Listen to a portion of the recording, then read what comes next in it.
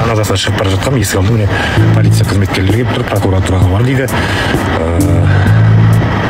объяснительный жаз дейді, бірақ та бұлар алдап алып кете ма деп қорқып тұрмын да мен.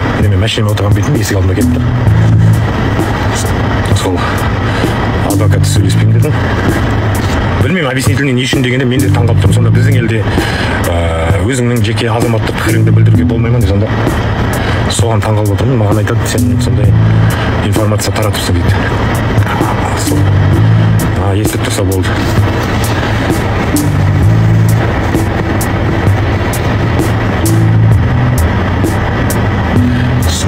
Сұмдық болды. Бүгін Нұрған аттың жерлеу болады, қазір мен кешіп қалатын болмаса олар кесілді.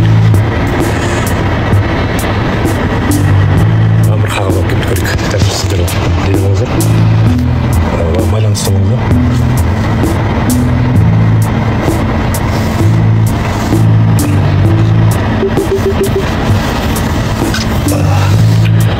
Мен айтырым жүріп көрейін не дейді екен. Көптеген полиция қызметкерлері келіп тұр екен.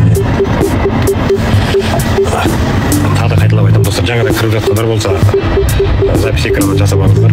Осы менің өтінішім сіздерге, өйткені мен бүгін Нұрған аттың жаңағы несіне кетіп бара жатқанмын, жаназасына кетіп бара жатқанбыз, шығып бара жатқанбыз, балалар келіп жүрген. Есік алдына полиция қызметкерлері келіп тұр. Прокуратурадан объяснительный жаз деп жатыр.